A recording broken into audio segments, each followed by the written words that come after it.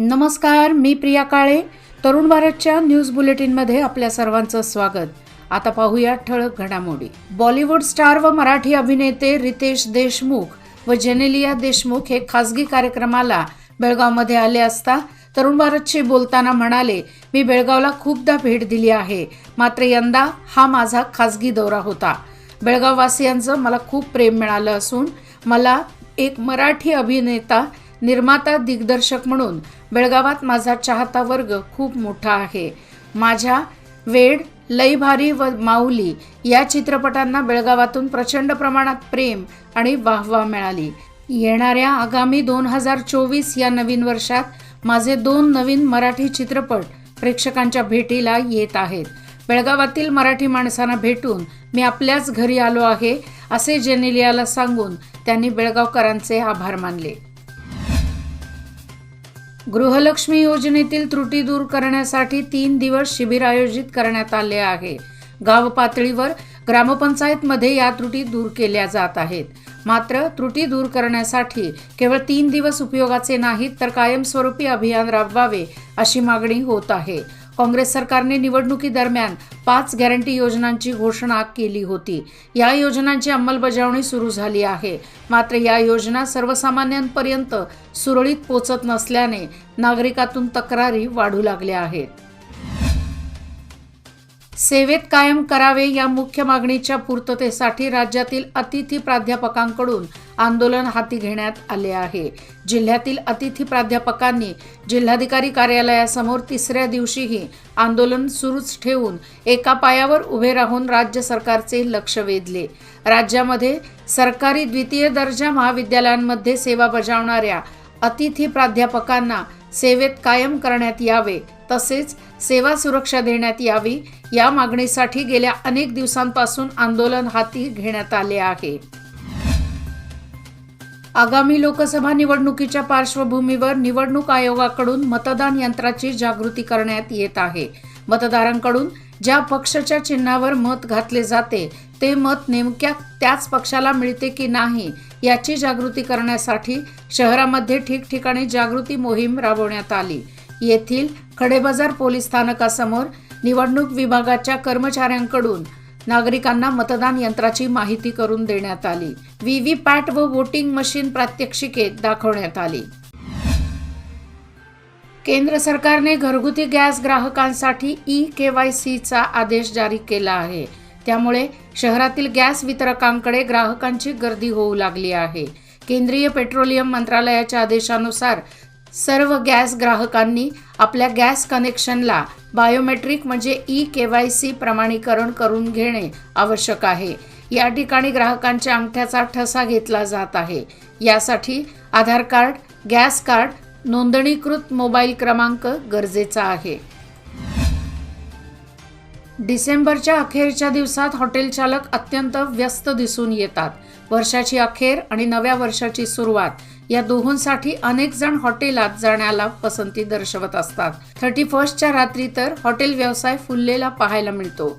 या खास दिवसाची हॉटेल चालक आधीपासूनच जोरदार तयारी करतात. यंदा देखील हॉटेल उद्योग पूर्णपणे बहरला असून कवय्यांची गर्दी वाढत आहे. हॉटेल उद्योगाने नव्या वर्षाच्या स्वागतासाठी आवश्यक ती तयारी पूर्णत्वाला नेली आहे. गोवा बेळगाव महामार्गावरील राजवाड गवळीवाडा येथे गेल्या महिन्याभरात अनेक अपघात झाले आहेत. रस्ता क्रॉस करताना नुकत्याच झालेल्या अपघातात एका मुलीचाही मृत्यू झाला. तरी पण त्या ठिकाणी गतिरोधक घालण्याकडे दुर्लक्ष केले जात आहे. आणखीन किती बळी गेल्यावर संबंधित खाते या ठिकाणी गतिरोधक घालणार असा सवाल येथील गवळी समाज करत आहे. सध्याची तरुणाई व्यसनाच्या आहारी अधिक गेली आहे. व्यसनामुळे पैसा खर्च होतो, तसेच संसारातही विविध प्रकारचे कलह निर्माण होतात. त्यामुळे सुखी आणि समाधान जीवन जगण्यासाठी व्यसनाच्या आहारी जाऊ नका. तसेच व्यसनमुक्त समाज बनवण्यासाठी अध्यात्माची अधिक गरज आहे. भगवंताचे नामस्मरण केल्याने वाईट प्रवृत्तीचे विचार कमी होतात, असे बार्शी सोलापूर येथील महिला कीर्तनकार शिवलीलाताई पाटील यांनी बुधवारी उद्यमबाग येथे कीर्तन करताना सांगितले. बेळगाव शहरामध्ये फनी हेल्मेट परिधान करून वावरणाऱ्या युवकाला आपण पाहिलेच असाल. मोहसिन मुल्ला असे त्याचे नाव असून फनी हेल्मेटच्या माध्यमातून रस्ता सुरक्षा नियम पाळा आणि हेल्मेट परिधान करा असा संदेश तो आगळ्या वेगळ्या पद्धतीने देत आहे. तवंदी गावातील मुख्य रस्त्यांची चाळण झाली आहे. त्यामुळे वाहनधारक व ग्रामस्थ यांना मोठा त्रास सहन करावा लागत आहे. त्यातच धुळीचे साम्राज्य पसरल्याने येथील नागरिकांचे आरोग्य धोक्यात आले आहे. त्यामुळे हा रस्ता लवकरात लवकर दुरुस्त करण्याची मागणी येथील ग्रामस्थातून होत आहे. सौंदत्ती तालुक्यातील हंसनाळ गावात बुधवारी रस्त्याच्या मधोमध राज्य परिवहनाची बस बंद पडल्याने स्त्री योजनेअंतर्गत प्रवास करणाऱ्या चक्क महिलांनीच बसमधून उतरून बस ढकलून सुरू केल्याची घटना घडली. राज्य परिवहनची बस सौंदत्ती नवलगुंद मार्गावरून धावत असताना अचानक बसमध्ये तांत्रिक बिघाड झाल्यामुळे बस हंसनाळ गावातच थांबली. यावेळी या बसमध्ये महिलांचा भरणा अधिक असल्याने खाली उतरलेल्या महिलांनी बस थोडे अंतर ढकलून बस पुन्हा सुरू केली. यावेळी स्थानिक एकाने आपल्या मोबाईलमध्ये व्हिडिओ रेकॉर्ड करून सोशल मीडियावर शेअर केला. सन 2023 व 24 सालातील 5वी, 8वी, 9वी वर्गातील विद्यार्थ्यांच्या संकलनात्मक मूल्यांकन SA2 परीक्षेचे तात्कालिक वेळापत्रक कार्यनिर्वाहक संचालकांनी जाहीर केले आहे. यानुसार 5वी वर्गातील विद्यार्थ्यांच्या परीक्षा 5 ते 14 मार्च अखेर व 8वी व 9वी वर्गातील विद्यार्थ्यांच्या परीक्षा 11 ते 18 मार्च अखेर घेण्यात येणार आहेत. चिखले पारवाड संपर्क रस्त्याची पार दुर्दशा झाली असून या रस्त्यावरून वाहतूक करणे धोकादायक बनल्यामुळे रस्त्याअभावी नागरिकांचे हाल होत आहेत. या रस्त्याची त्वरित दुरुस्ती करावी अशी मागणी नागरिकातून होत आहे. चिखले गावापासून ते पारवाड पर्यंतच्या संपर्क रस्त्याचे अंतर एकूण 6 किलोमीटर आहे. सुमारे 20 वर्षापूर्वी या रस्त्याचे केवळ खडीकरण करण्यात आले होते. मात्र या रस्त्याचे एकदा सुद्धा डांबरीकरण करण्यात आले नसल्यामुळे तसेच या रस्त्याच्या दुरुस्तीकडे संबंधित खात्याचे दुर्लक्ष झाल्यामुळे सद्य परिस्थितीमध्ये या रस्त्याची अवस्था अत्यंत दयनीय बनली आहे. जुन्या पोलीस क्वार्टर्स परिसरात कचऱ्याचे साम्राज्य निर्माण झाले आहे. खोल्यांची दारे व खिडक्या मोडकळीस आल्या आहेत. परिसरातील नागरिक या ठिकाणी कचरा टाकण्यासह शौचास बसत असल्याने परिसरात दुर्गंधी पसरली आहे. याकडे पोलीस प्रशासन व नगरपंचायतीने दुर्लक्ष केल्याने याचा त्रास सर्वसामान्य नागरिकांना होत आहे.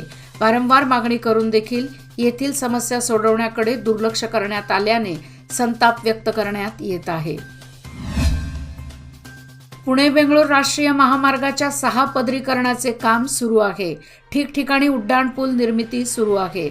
मात्र मांगूर फाटा येथे भराव टाकून होत असलेल्या उड्डाणपूल निर्मितीमुळे वेदगंगा नदीकाठच्या गावांना पुन्हा महापुराचा धोका निर्माण झाला आहे.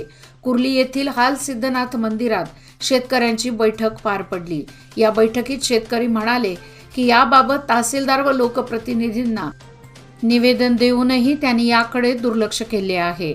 त्यामुळे या प्रश्नी जिल्हाधिकाऱ्यांची भेट घेऊन त्यांना निवेदन देणार आहोत.